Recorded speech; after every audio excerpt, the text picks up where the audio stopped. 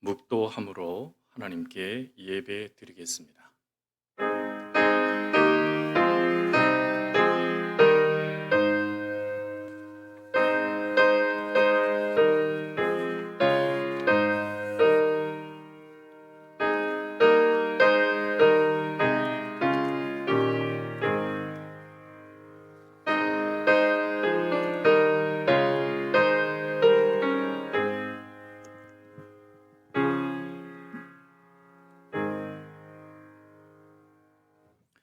엿새 후에 예수께서 베드로와 야고보와 그 형제 요한을 데리시고 따로 높은 산에 올라가셨더니 그들 앞에서 변형되사 그 얼굴이 해같이 빛나며 옷이 빛과 같이 희어졌더라. 말할 때에 호련히 빛난 구름이 그들을 덮으며 구름 속에서 소리가 나서 이르시되 이는 내 사랑하는 아들이요 내 기뻐하는 자니 너희는 그의 말을 들으라 하시는지라. 아멘. 찬송가 67장 함께 찬송하겠습니다.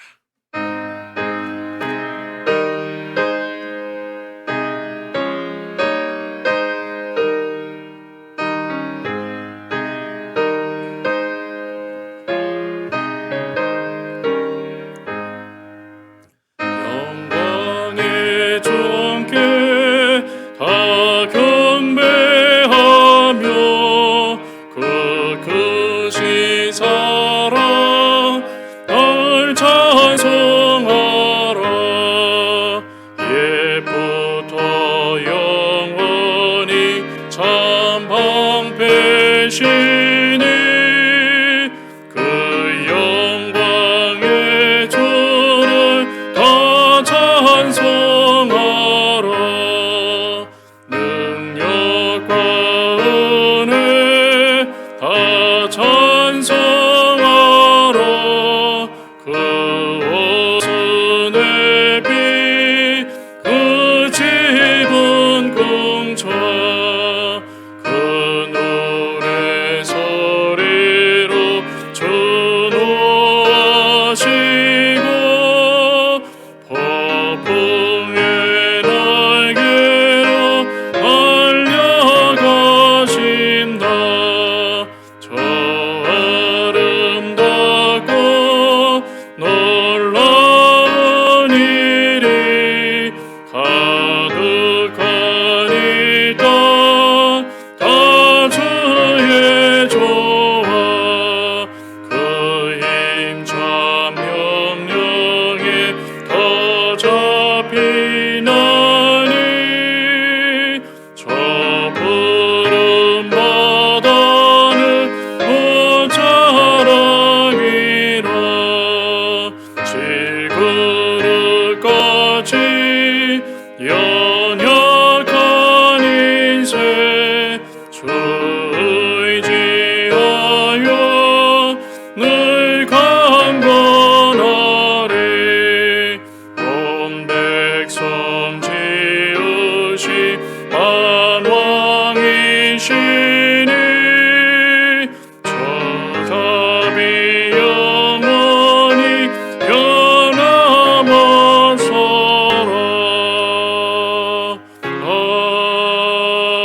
아멘. 아멘. 한 주간 살아가면서 하나님과 나만이 알고 있는 죄를 하나님께 회개하며 기도하겠습니다.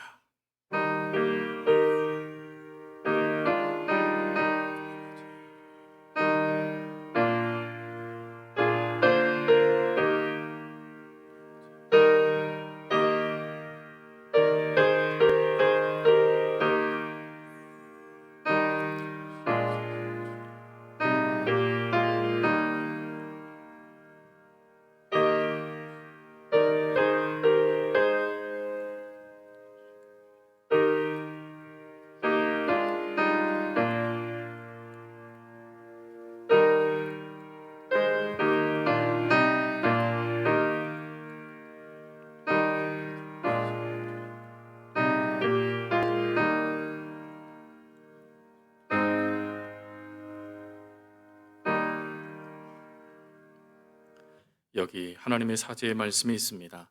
여호와의 말씀이니라. 그날 그때에는 이스라엘의 죄악을 찾을지라도 없겠고 유다의 죄를 찾을지라도 찾아내지 못하리니 이는 내가 남긴 자를 용서할 것임이라. 아멘. 사도신경으로 우리의 신앙을 고백하겠습니다. 나는 전능하신 아버지 하나님 천지의 창조주를 믿습니다. 나는 그의 유일하신 아들 우리 주 예수 그리스도를 믿습니다. 그는 성령으로 잉태되어 동정녀 마리아에게서 나시고 본디오 빌라도에게 고난을 받아 십자가에 못 박혀 죽으시고 장사된 지 사흘 만에 죽은 자 가운데서 다시 살아나셨으며 하늘에 오르시어 전능하신 아버지 하나님 우편에 앉아 계시다가 거기로부터 살아있는 자와 죽은 자를 심판하러 오십니다. 나는 성령을 믿으며 거룩한 공교회와 성도의 교제와 죄를 용서받는 것과 몸의 부활과 영생을 믿습니다. 아멘. 456장 부르시면서 하나님께 봉헌하겠습니다.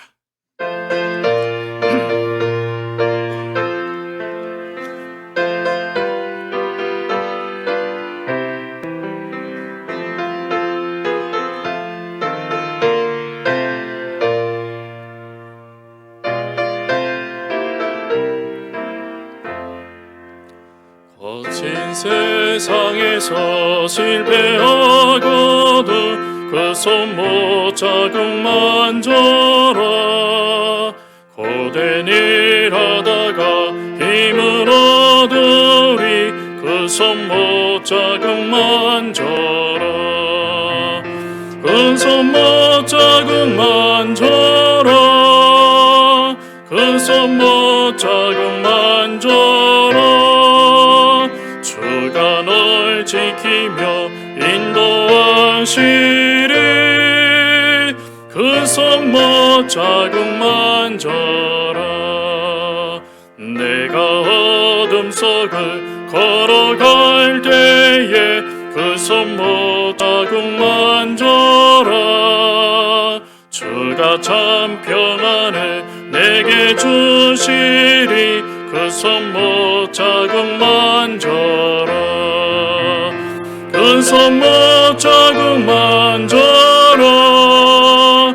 그 손 못 자국만 져라. 주가 널 지키며 인도하시리. 그 손 못 자국만 져라. 내가 부활의 주 따라가려며 그 손 못 자국만 져라. 내가 주 안에서 길이 살리라. 그 손 못 자국만 져라. 그 손 못 자국만 져라. 그 손 못 자국만 져라. 주가 널 지키며 인도하시리. 그 손 못 자국만 져라. 너의 죄악의 짐 무거울 때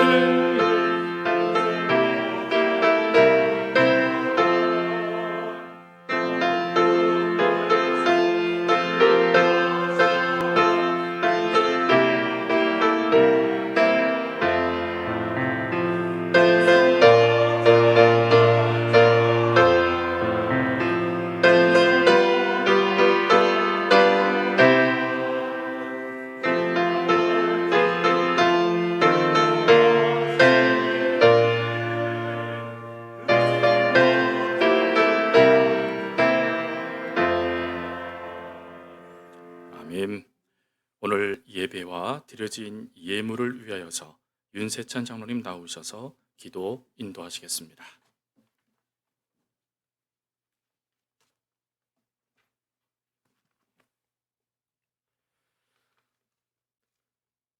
사랑과 은혜로우신 하나님 아버지, 감사합니다. 지난 예배 후 한 주간 교회와 성도들의 가정과 삶들을 지켜주시고 오늘 거룩한 주일을 맞아 하나님께 구별된 시간으로 현장 예배와 온라인 예배로 드리게 됨을 감사드립니다. 1년 전 이 땅에 코로나19 전염병으로 인한 불편함이 있었지만 저희들의 생명을 보존시켜 주시고 지금까지 안전하게 인도하여 주신 하나님께 감사와 찬송을 드립니다. 코로나19의 위기를 함께 극복하는 과정들을 통하여 그동안에 누려왔던 일상에 대한 감사를 되새기며 하나님께서 우리를 향한 사랑을 깨닫는 시간이 되게 하여 주시니 감사드립니다. 이 시간도 일선 현장에서 국민의 생명을 지키기 위해 애쓰는 방역 책임자들과 의료진들을 위로하여 주시고 확진을 받거나 자가 격리되어 고통을 받는 이웃들을 위로하여 주시옵소서. 코로나19로 1년 동안 장기화되면서 기약할 수 없는 미래에 대한 불확실성에 노출된 영세한 상인들이 고통받고 있는 가운데 싸우니 하나님께서 무너진 마음들을 붙잡아 일으켜 세워 주시옵소서. 낙심하지 말고 빛대신 주님을 바라보며 희망을 말하게 하여 주시옵소서. 하루속히 코로나19가 종식이 되어 일상의 회복을 이 땅 가운데 허락하여 주시옵소서. 하나님 아버지, 설명절 가운데 가족들을 맘 놓고 만날 수 없었던 시간들이 있었지만 전염병의 위기를 함께 극복하는 과정들을 통해 하나님만이 이 문제가 해결할 수 있는 분임을 깨닫게 되었습니다. 한국 사회가 일상으로 돌아가는 회복의 은혜를 주시옵소서. 방역의 일환으로 교회가 통제받는 일이 없게 하여 주시옵시고 총회와 노회 그리고 지교회가 하나님께 나아가게 하시며 한국 사회가 겪고 있는 갈등과 분노, 편가르기가 없는 서로 존중하는 사회가 되게 하여 주시옵소서. 제주 땅을 축복하시며 사랑하시는 하나님 아버지, 아픔과 고난의 역사가 있고 사신 우상이 많은 이 땅들을 불쌍히 여기시고 긍휼을 베풀어 주시옵소서. 이번 주에 있을 국책사업인 제2공항 찬반 여론조사에 의해서 최종 입지 선정 결정하는 과정에 찬성과 반대로 몸살을 앓고 있습니다. 어떤 결과가 나오든 받아들이고 인정함으로 제주 사회가 갈등과 분열이 없는 제주 땅이 되게 하여 주시옵소서. 서호교회를 사랑하시는 하나님 아버지, 2011년 새해 표호 여호와께로 돌아가자는 표어처럼 흔들렸던 우리의 믿음, 아픔과 상처로 고통받았던 일들, 가정의 문제, 자녀, 사업, 경제 문제 여호와께 맡기고 신뢰하며 여호와께로 돌아감으로 우리가 또한 회복되어지는 은혜가 있게 하여 주시옵소서. 예배에 함께 참여하는 성도들을 성령으로 붙잡아 주시고 말씀에 동일한 은혜 받는 시간 되게 하여 주시옵소서. 말씀 전하실 목사님 영육간에 강건하게 하여 주시옵시고 준비된 말씀 전할 때에 성령께서 도우셔서 은혜의 말씀이 선포되어지게 하여 주시옵소서.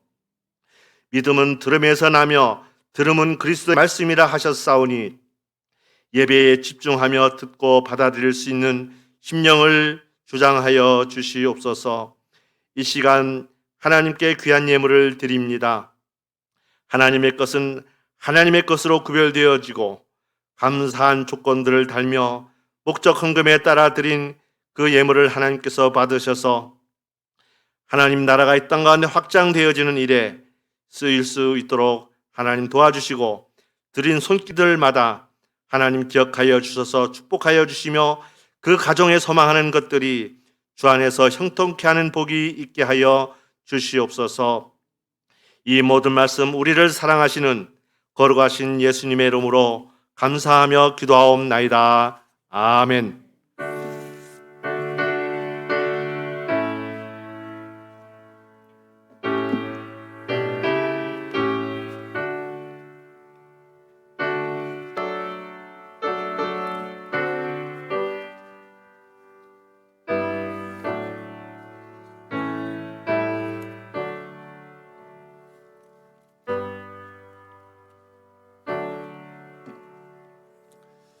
인사하는 시간입니다. 우리 좌우 앞뒤에 있는 성도들과 기쁜 마음으로 인사하겠습니다. 오늘은 먼저 사랑합니다라는 말을 하기 전에 우리 새해 복 많이 받으세요라는 새해 인사를 먼저 하겠습니다. 새해 복 많이 받으세요. 인사하겠습니다.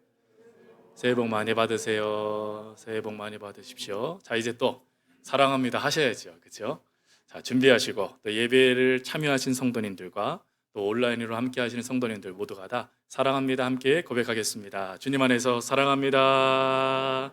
사랑합니다. 사랑합니다. 하나님의 사랑, 그 은혜가 넘쳐나기를 주님의 이름으로 축복합니다. 우리 교회 소식 주보를 참고해 주십시오. 교회력으로 오늘은 산상변모 주일입니다.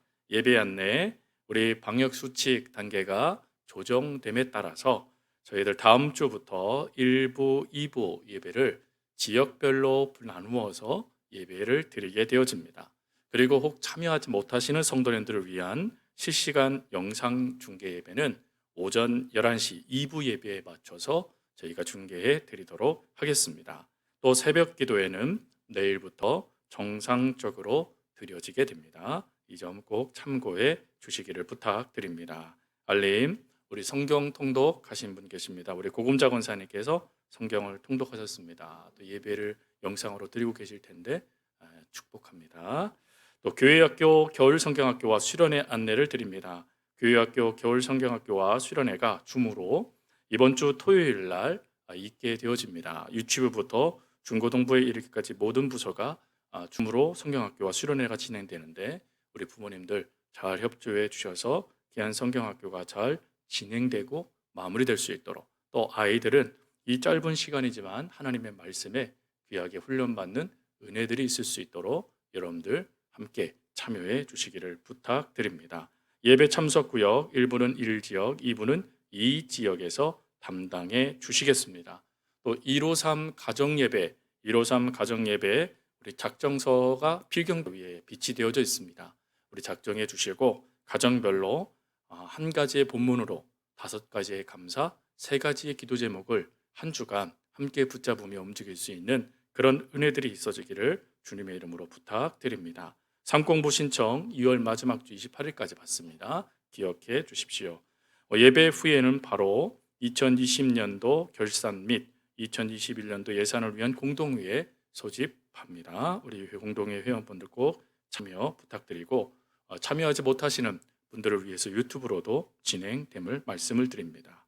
교회 텃밭 헌금 봉투 신청받는 거 여러분들 사무실로 신청해 주시면 감사하겠습니다. 그 외의 광고들은 주보를 참고해 주십시오. 자, 이제 우리 하나님의 말씀 함께 보시겠습니다. 오늘 우리에게 허락하신 하나님의 말씀은 사사기 15장 9절부터 10절까지 말씀입니다. 구약 성경 388면입니다.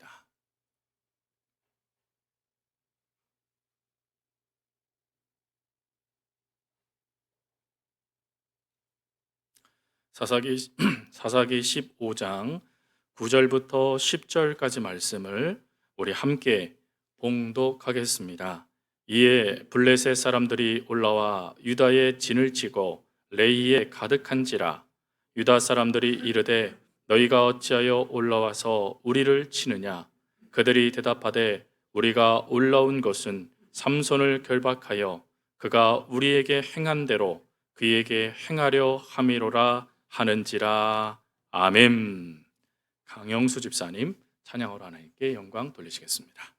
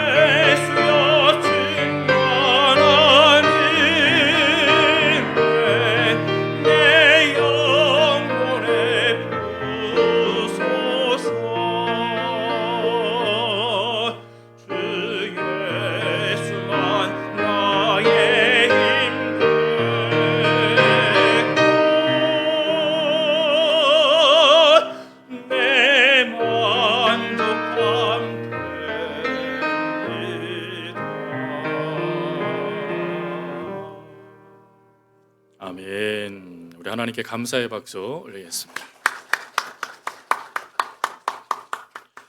귀한 찬송 감사합니다. 새해마다 우리 성도님들 각오도 하고 결심도 하고 올해는 이렇게 살아야겠다라고 하며 인생의 방향 아마 잡아서 살아가고 계셨을 겁니다. 어떠세요?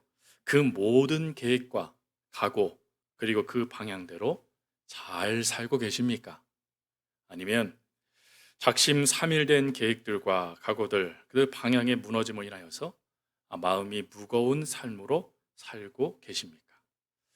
미국의 한 통계 브레인 조사 연구소에 의하면 대부분의 많은 사람들 중에 92% 정도가 새해 결심과 각오가 어긋난, 그래서 그 어긋난 일로 인하여서 당황스러운 삶을 살아가고 있다라고 보고하였습니다.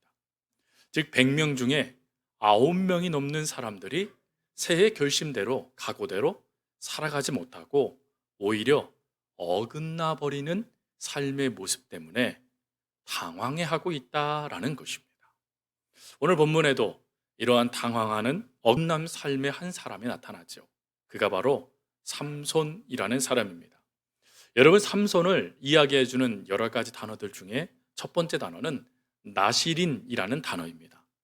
나시린은 하나님께서 구별하셨다라는 것이죠.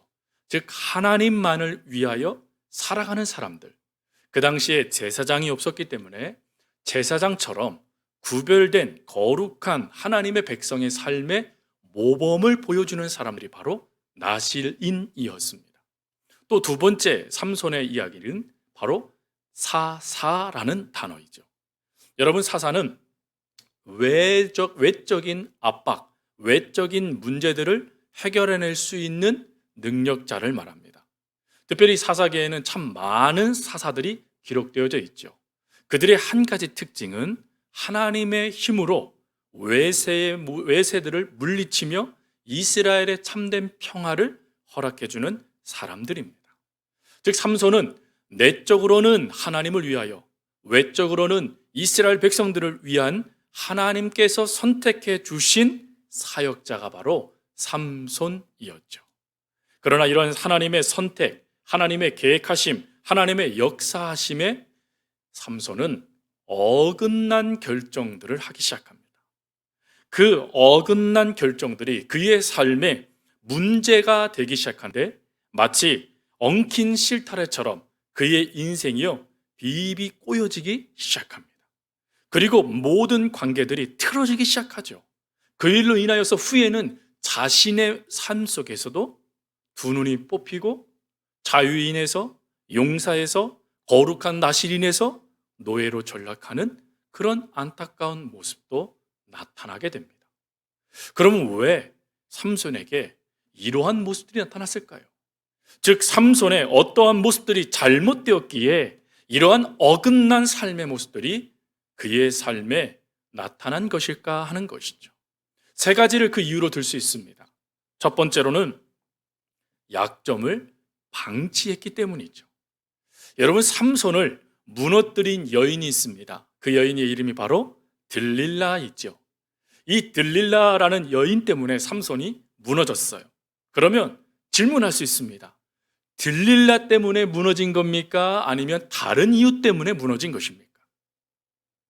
삼손은 들릴라라는 여인 때문에 무너진 것입니까? 아니면 다른 무슨 자기신의 약점을 방치했기 때문에 무너진 것입니까? 바로 후자이죠. 여러분 기억하셔야 될 것은 물론 결론적으로는 들릴라 때문에 삼손이요 두 눈이 뽑히고 그가 하나님으로부터 구별된 그 표시가 사라지는 역사들이 나타난 건 맞습니다. 그러나 실제적인 이유는 따로 있어요.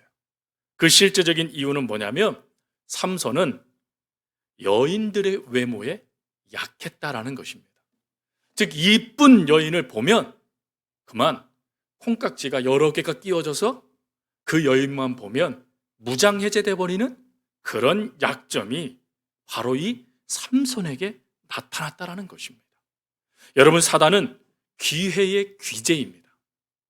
여러분들이 조금이라도 약한 모습들이 나타난던가 아니면 여러분들의 약점이 사단의 눈에 보여지기 시작하면 사단은 여지없이 그 약점을 파고 들어옵니다. 즉 수많은 들릴라들을 준비해서 끝끝내는 무너뜨려 버리는 것이 바로 사단의 모습이라는 것이에요. 여러분, 우리 속에서도 이러한 약점들이 있을 수 있습니다. 즉 우리가 방치해버리고 있는 약점들 말이죠. 하나님, 나 이러한 약점들이 있어도 능히 하나님의 역사로 이 모든 것 물리칠 수 있어요 라는 그런 자만심 때문에 오늘도 방치되고 있는 약점들 말입니다. 여러분, 그런 약점들 안타깝게도요, 사람들은 참 여러 가지 모습으로 그렇게 당해도 또다시 거기에 넘어지는 게 사람이잖아요. 그러니 그 약점들이 끊임없이 방치되어진다면 우리들은 사단의 역사도 거기에 더해져서 무너질 수밖에 없는, 이렇게 어긋난 인생이 될 수밖에 없는 존재가 된다라는 것입니다. 그것을 삼손을 통하여 말씀해 주시는 것이죠. 또 두 번째, 삼손이 이렇게 어긋난 이유는 충동적인 태도 때문입니다. 삼손이요, 결혼식을 하게 되어지는데 그때 이런 사건이 발생됩니다. 사사기 14장 19절 말씀에 가보면 삼손이요, 수수께끼를 내는데 이 수수께끼를 만약에 마치지 못하면 사람들이요, 자신들의 재산과 같은 옷들, 자신과 재산과 같은 것들을 삼손에게 줘야 되는 거예요. 그러니까 마을 사람들이 급해지기 시작했습니다. 급해지기 시작하니까 어떡하냐면 그 삼손의 장인, 삼손의 부인 됐던 여인을 욱박지르기 시작해요. 네가 이 수수께끼의 답을 풀어내주지 못하면 반드시 우리가 너에게 보복할 거야 라고 하며 생명의 위협을 가합니다. 그러니 삼손과 결혼하는 이 여인이 삼손에게 비밀을 얻어내요. 그리고는 그 비밀을 어떡합니까? 마을 사람들에게 전해주죠. 그 일로 인하여서 삼손이요, 자신이 낸 수수께끼에 오히려 자신이 발목에 걸려서 그 문제에 대한 보상을 해주게 되어졌습니다. 근데 뒤늦게 뭘 깨달았냐면 이 수수께끼의 비밀을 깨닫게 된 이유는 그들이 지혜가 있어서가 아니라 부인 때문이라는 것을 깨닫게 돼요. 이 부인 때문에 이것을 깨닫게 됐다라는 것을 알게 되니까 즉시 어떡하냐면 화를 내기 시작합니다. 그리고는 이 당시에 결혼식이 7일 동안 이루어졌는데 아직 결혼식이 진행돼서 마무리도 되지도 않았는데 이 삼손이요, 훌쩍 그 결혼식장을 떠나버립니다. 훌쩍 그 자리를 떠나버려요. 즉 자신의 감정에 따라서 모든 걸 결정해버리는 겁니다. 남이 이 일로 상처를 받던, 어려움을 당하던, 그건 자기와 상관없다라는 거예요. 지금 내가 기분 나쁘다는 거예요. 내가 기분 나쁘니까 내 맘대로 하겠다는 거예요. 여러분, 이러한 모습이 나시린의 모습입니까? 이러한 모습이 사사의 모습입니까? 나시린과 사사의 가장 중요한 목적은 하나님을 의식하는 거예요. 하나님이 이 사건을 통하여, 이 일을 통하여, 이 상황을 통하여 어떠한 것을 나에게 원하실까? 그리고 하나님은 어떠한 삶을 살기를 원하실까? 이것을 끊임없이 묻는 사람들이 하나님의 사람들이죠. 근데 삼손은 충동적으로 마치 얌체공처럼 자신의 감정에만 충실한 선택을 하였다라는 것입니다. 여러분, 우리들도 이럴 수 있다는 것을 아셔야 돼요. 여러분, 안타깝게도 삼손의 이 모습이요, 익숙하지 않으십니까? 우리들도 어느 순간 충동적으로 내 감정에만 소중하고 다른 사람이야 어떻게 대든 상관없이 내 감정에만 솔직했던 모습들이 우리 가운데 얼마나 많습니까? 똑같다라는 거예요, 삼손과 같이. 그러니 우리의 인생도 뭐 될 수 있다는 거죠? 어긋날 수 있다는 것입니다. 그리고 중요한 또 세 번째 모습이 있어요. 그것은 책임 전가하는 모습입니다. 이제 7일 동안에 이 결혼식이 있는 그 시간에 자신의 감정이 상했다라고 충동적으로 그 결혼식장을 떠나버렸어요. 여러분, 요즘처럼요, 스마트폰이 있습니까? 어딥니까? 빨리 오세요. 연락할 수 있어요? 더군다나 민족이 달라요. 블레셋과 유대인입니다. 이스라엘 사람이에요. 이들의 특징은요, 원수지간이었어요. 그러니 삼손이요, 유대 이스라엘 지방으로 올라가 버리면 연락할 길이 없는 거예요. 여러분, 연락할 길이 없는 것도 문제이지만 만약에 여러분들이요, 이러한 사람을 사위로 얻는다라고 생각해 보십시오. 자신의 감정에 따라 충동적으로 움직입니다. 남의 감정이든 그 장인의 집안의 사람들이든 신경 쓰지 않아요. 나만 기쁘면 되고, 나만 내가 화가 나면 그 모든 것은 다 상관없어 하는 사람을 여러분들 사위로 맞으시겠습니까? 어느 부모가 그렇게 하겠습니까? 저도 딸이 있습니다. 전 절대 안 보낼 것 같습니다. 말도 안 되잖아요. 설령 감정이 상할 수 있어도 살펴야지요. 그게 가족이지 않습니까? 근데 삼손은 그러지 않고 움직여버리니 장인이요, 이러다가는 내 딸이 망가질 거란 걸 뻔히 아는 거예요. 그러니까 뭐라고 얘기합니까? 후에 삼손이요, 이 감정이 풀어져서 나 이제 부인 좀 만나러 왔습니다 라고 하니까 이 장인이 이런 말을 합니다. 네가 싫어하는 줄 알고 다른 사람에게 부인으로 주었어. 그런데 여기 더 예쁜 딸이 있으니까 이 사람을 너의 아내로 맡는 건 어때? 라고 말이죠. 여러분, 그러면 자신의 한 행동들이 있으니까 뭐라고 말해야 됩니까? 죄송합니다, 장인어른. 제가 실수했네요. 이 정도 돼야 되지 않아요? 그런데 삼손은 전혀 다른 반응을 보입니다. 사사기 15장 3절 말씀에 삼손은 이렇게 하죠. 삼손이 그들에게 이르되 이번은 내가 블레셋 사람들을 해할지라도 그들에게 대하여 내게 허물이 없다 라고 말이죠. 누구 책임이라는 거예요? 그렇게 된 이유, 그렇게 된 역사는 자기 책임이 아니라는 거예요. 지금 이러한 역사는 삼손의 충동적인 역사로 되어진 결과들이잖아요. 그런데 그 결과들은 전혀 생각하지 않고 네 탓이라는 거예요. 네 탓.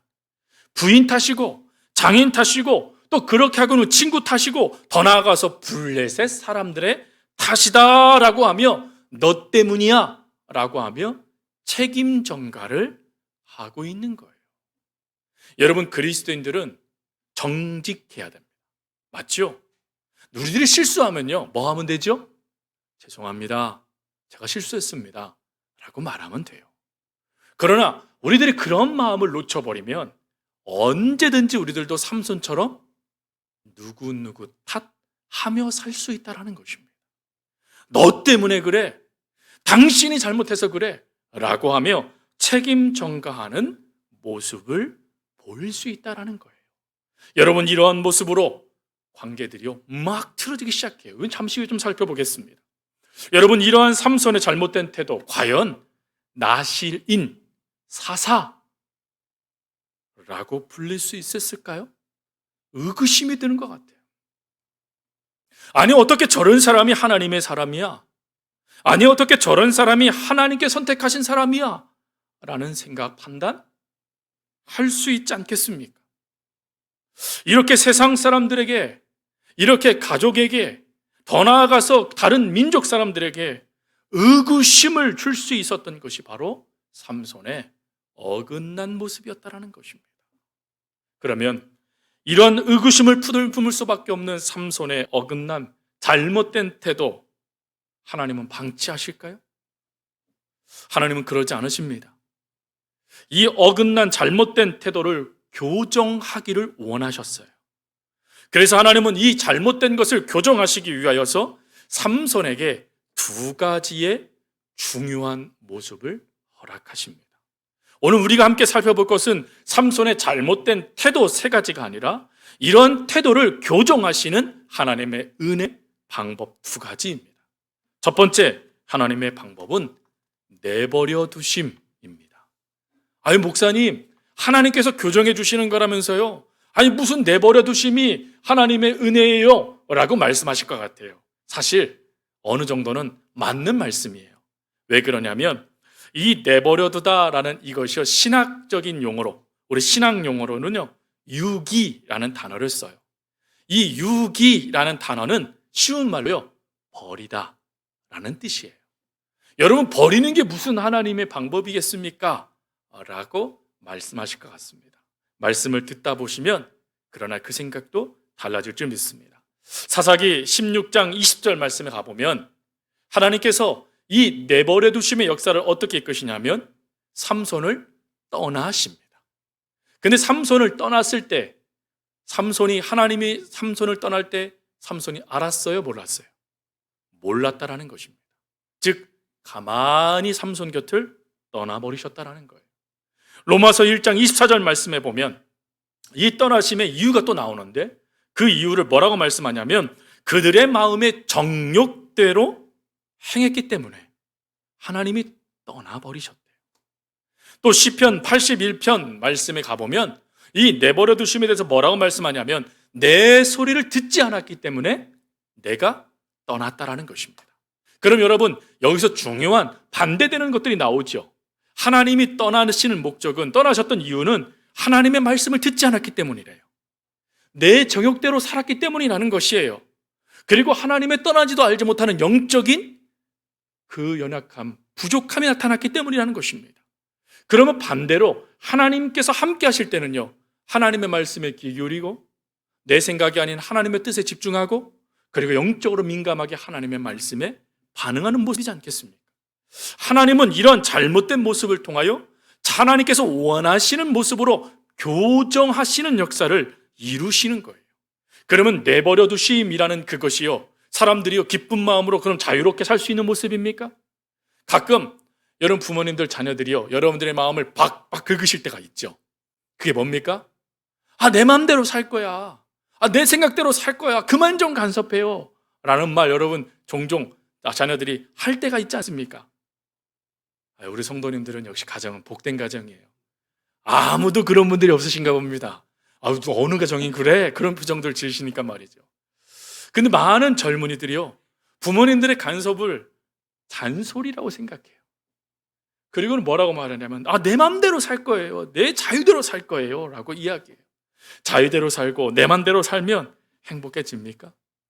예전에 서부 영화를 참 좋아했는데 그 서부 영화에서 총잡이가요 어느 날 뒤에서 어떤 젊은이가 쏜 총에 그만 이 총잡이가 죽게 되어져요. 그 죽어가는 모습을 안타까워했던 총잡이의 친구가 분개하면서 내가 저놈을 총으로 쏴 죽일 거야 라고 이야기해요. 그때 이 총잡이가 이런 말을 했던 게 기억나더라고요. 총잡이가 이렇게 말합니다. 내버려 두게. 이제 저 사람은 총잡이들의 표적이 되어 불안 속에 살다가 비참하게 죽을 걸세. 즉 자신이요 자신 마음대로 살았는데 늘 불안했다라는 거예요. 언제 죽을지 모르는 그 공포 때문에 늘 두려웠다는 거예요. 그게 자신에게는 가장 큰 벌이었다라는 것입니다. 그 일로 괴로웠다라는 거예요. 여러분 내버려둠이 하나님의 벌이 될 수 있다는 걸 기억하셔야 돼요. 그러면 이렇게 또 질문하죠. 그러면 하나님은 삼손을 내버려 두셔서 큰 벌을 내리시기 위해서 버리신 겁니까? 라고 말이죠. 아니요. 여러분 주제가 교정이라고 말씀드렸잖아요. 하나님께서 내버려 두심이라는 것을 선택하신 것은 교정하기 위함이라는 것입니다. 무엇을 교정할까요? 삼손의 수많은 약점들, 삼손의 수많은 잘못된 태도들, 어긋난 신앙들을 교정하기 위해서 하나님은 이 내버려 두심을 선택하시는데 이 내버려 두심의 가장 중요한 의미는 뭐냐? 또 다른 의미는 하나님 안에서 망하게 하신다라는 것입니다. 하나님 안에서 망하게 하신다는 거예요.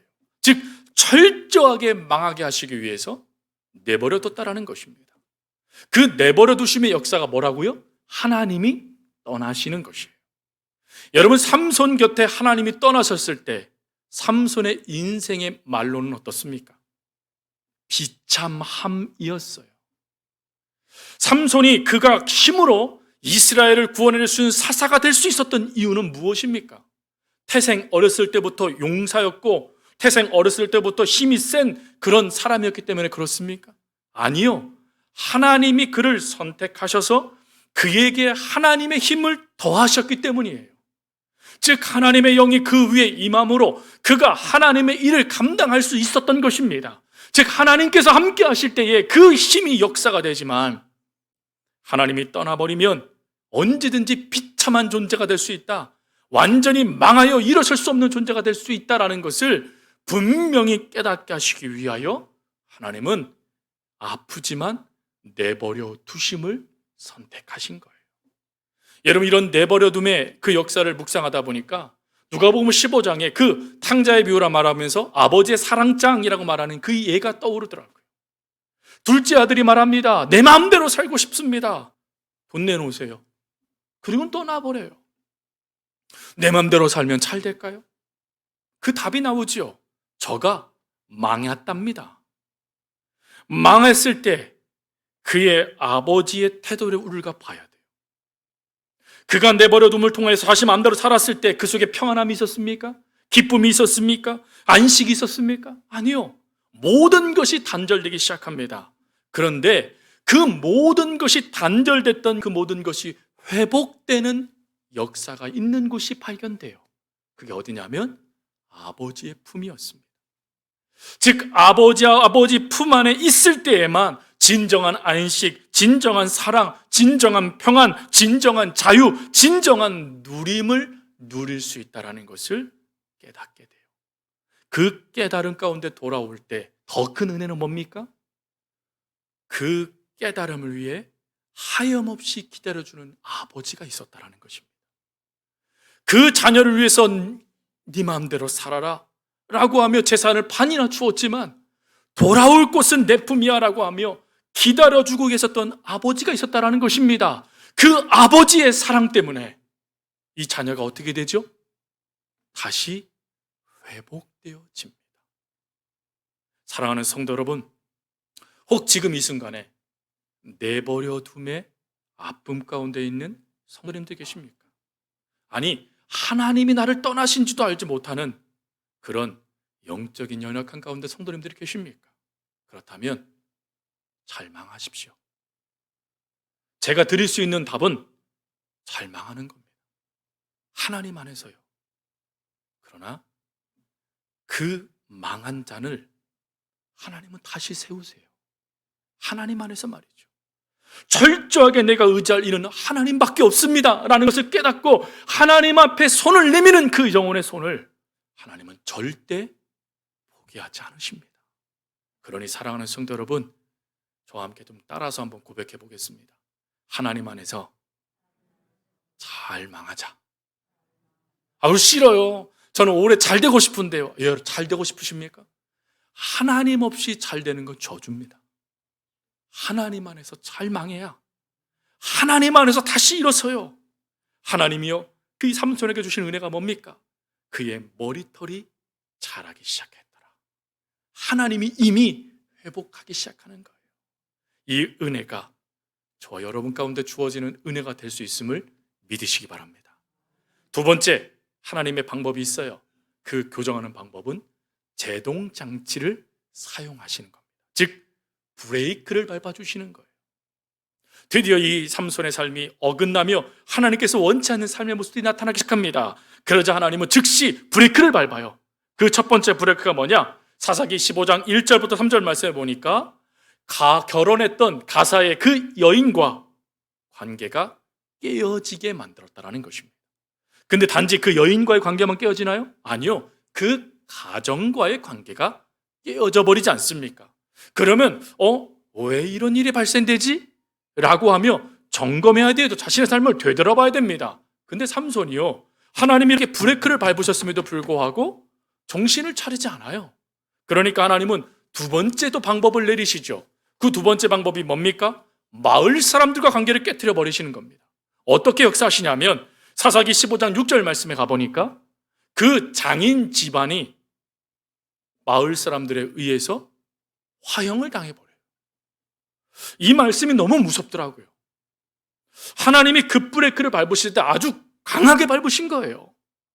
그러면 이 강하게 밟음을 통하여 삼손이 깨달아야 되잖아요.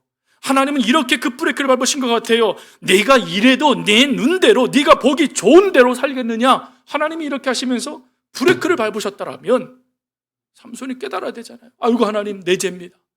내가 잘못된 결정을 내려 무고한 이들이 죽임을 당했습니다. 하나님 죄송합니다 하고 돌이켜야 되지 않습니까? 근데 정신을 또 못 차려요. 그러니까 하나님은 마지막 세 번째 그 브레이크를 밟으세요. 그 세 번째가 바로 타 민족과의 관계가 틀어지게 만들어 버리시는 겁니다. 여러분, 이때 이후로 나타난 사건이 바로 오늘 본문의 말씀입니다. 블레셋 사람들이요, 유대 땅으로 진군해 들어오는 거예요. 근데 그 진군해 들어오는 목적이 뭡니까? 유다를 멸망시키기 위함인가요? 아니요. 삼손 한 사람 잡겠다라고 달려드는 거예요. 처음에는 하나님께서 한 여인과 그 가족의 관계를 깨뜨려 버리십니다. 두 번째는 하나님은 마을 사람들과 관계를 깨뜨려 버리세요. 그리고 세 번째로는 민족과의 관계도 깨뜨려 버리셔요. 완전히 무너뜨려 버리신 겁니다. 그러면 이렇게 급브레이크 밟으시는 하나님의 역사를 보면서 삼손이 뭘 깨달아야 됩니까? 내가 지금 잘못하고 있구나. 그럼에도 불구하고 하나님은 나에게 기회를 주시는구나 깨달아야 되지 않겠습니까? 깨닫지 못했기에 짐승처럼 끌려가는 존재가 되어졌던 겁니다. 여러분, 야곱을 보십시오. 야곱도요, 얼마나 그가 이러한 삼손의 모습과 비교될 수 있는 삶을 삽니까? 그는 가만히 있어도요, 장자의 축복을 받을 수 있었던 사람이었어요. 왜요? 하나님이 그렇게 하겠다라고 작정하셨거든요. 그런데 야곱은 그 하나님의 뜻이 정해졌음에도 불구하고 내 생각대로 움직여요. 장자권을요, 팥죽 한 그릇에 살 뿐만 아니라 아버지도 속여요. 형도 속이고 아버지도 속입니다. 그러면 잘 되나요? 아니요. 그 속임이 끊임없이 가족관계 속에 나타납니다. 삼촌이었던 라반이 두 번이나 이 야곱을 속여요. 그것뿐이에요? 자신이 그렇게 사랑했던 라헬이요, 야곱을 속여요. 죽을 뻔했습니다. 라헬 때문에. 라헬이 훔쳐온 드라빔 때문에 삼촌에 의해서 죽임을 당할 뻔했어요. 그것뿐입니까? 그의 열아들은요, 그렇게 사랑했던 요셉이 죽었다라고 두 번이나 속이면서 끊임없이 요셉을 야곱의 마음속에서 잘라내게 만들었지 않습니까? 그럼 요셉은 어떻습니까? 후에 야곱은 요셉에게조차도 속지 않았습니까? 즉, 야곱의 인생에는 끊임없이 속이는 이와 같은 모습들이 나타났다라는 거예요. 근데 그럴 때마다 하나님은 이 야곱을 무엇으로 바꾸시죠? 이스라엘로 바꾸세요. 즉, 이스라엘로 바꾸시기 위해서 하나님은 끊임없이 야곱의 인생에 브레이크를 밟으셨다는 것입니다. 그러면 그 브레이크를 밟아주는 그 역사를 보면서 야곱이 무엇을 깨닫습니까? 하나님을 깨닫지 않겠습니까? 내가 아닌 하나님의 그 은혜에 감사하며 살아가는 존재가 되지 않았겠습니까? 여러분, 이러한 은혜를 하나님은 오늘 우리들에게도 허락하길 원하세요. 여러분 인생 가운데 지금 브레이크들이 밟아지는 모습들이 보여지기 시작하십니까? 기회입니다. 하나님께로 돌아갈 기회예요. 여러분과 저의 삶을 되돌아보며 잘못된 모습을 끊어버릴 기회입니다. 여러분, 그 기회를 놓치지 않는 저 여러분이 될 수 있기를 바랍니다. 말씀을 마칩니다. 여러분, 점검하길 원해요. 설 명절, 이제 우리의 고유의 명절 설은 우리에게는 새해와 같지 않습니까? 하지 마세요. 내 삶은 방치되어져 있는 약점이 있는 삶인가? 충동적으로 무엇인가 행하는 삶인가? 점검하세요. 내 삶에 뭐뭐 탓하며 나를 돌아보지 못하는 모습은 혹 있지 아니한가? 돌아보십시오. 그리고 내 삶은 하나님의 인도하심이 가득한 삶인가? 아니면 내버려 두심에 그 아픔이 있는 삶인가? 내 삶에는 제동장치가 있는가? 아니면 내 삶은 제동장치의 부재의 삶인가? 점검하세요. 그리고는요, 어떻게 해야 될까요? 돌이키시기 바랍니다. 점검함으로 끝내지 말고 돌이키세요. 하나님은 다시금 삼손의 머리를 자라게 해줬던 것처럼 저와 여러분 속에 주어지는 하나님의 역사를 더해 주실 것입니다. 그리고 하나님의 뜻을 이루어가는 위대한 사사 나시린이 되도록 역사해 주실 것입니다.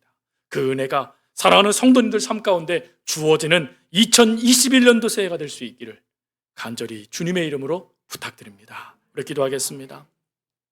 참 좋으신 아버지 하나님, 우리의 삶에 너무나 연약한 방치된 약점들, 충동적인 감정들, 남의 탓하면 책임 전가하는 연약한 모습들이 있습니다.